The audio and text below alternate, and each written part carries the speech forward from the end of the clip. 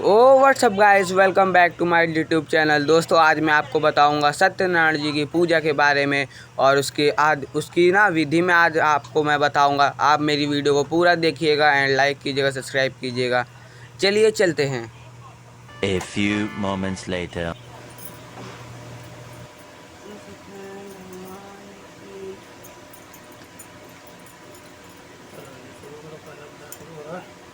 एक समय नवमी शरणार्थ तीर्थ में सैनकाद 88,000 ऋषियों ने श्री सूत जी से पूछा, हे प्रभु, इस कलयुग में वेद विद्या रहित मनुष्यों को प्रभु भक्त किस प्रकार मिलेगी तथा उनका उद्धार कैसे होगा। इसलिए हे मुनिश्रेष्ठ, कोई ऐसा समय में पुण्य प्राप्त हो गए तथा मनवांछित फल मिले, वह कथा सुनने की हमारी इच्छा है। सर्वशक्तिमान श्री सूत जी बोले, हे वैष्णव, मैं पूछ आप सबने प्राणियों के हित की बात पूछी। अब मैं उस श्रेष्ठ व्रत को आप लोगों से कहूँगा जिस व्रत को नारद जी ने लक्ष्मी नारायण से कहा था, सो ध्यान से सुनो।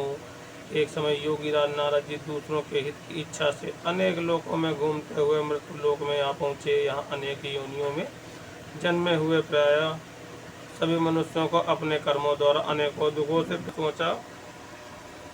किसी यत्न के कारण करने से निश्चय ही प्राणियों के दुखों का नाश हो सकेगा, ऐसा मन में सोचकर विष्णु लोक को गए।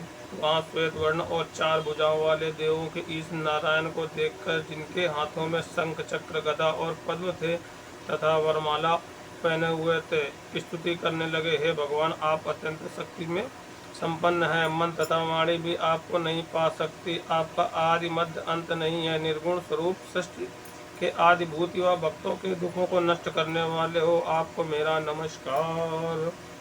जी ने इस प्रकार की स्तुति सुनकर विष्णु भगवान बोले, हे मुनिश्रेष्ठ, आपके मन में क्या है? आपका किस काम के लिए आगमन हुआ है? निसंकोच कहो। तब नारद मुनि बोले, मृत्यु लोक में सब मनुष्य जो अनेक योनियों में पैदा हुए हैं, अपने अपने कर्मों के द्वारा अनेक प्रकार के दुखों से दुखी हो रहे हैं। हे नारद, मुझ पर दया रखते हो तो बतलाइए कि उन मनुष्यों के सब दुख थोड़े से प्रयत्न से कैसे दूर हो सकते हैं। श्री भगवान जी बोले, हे नारद, मनुष्यों की भलाई के लिए तुमने बहुत अच्छी बात पूछी है। जिस काम के करने से मनुष्य मोह से छूट जाता है, वह मैं कहता हूँ सुनो।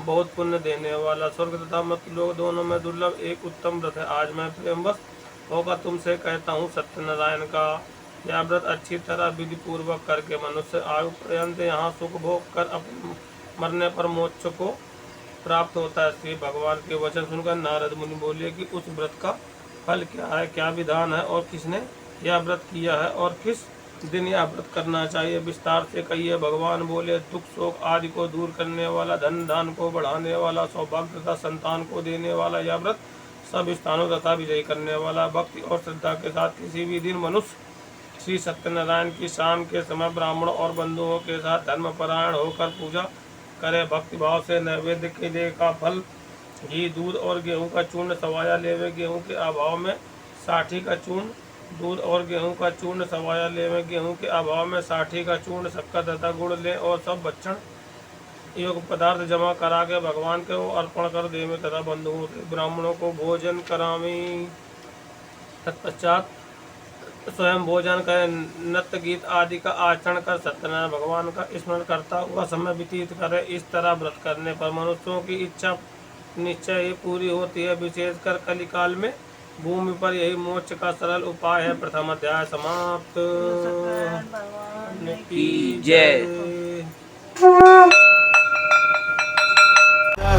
It's caught in the crossfire.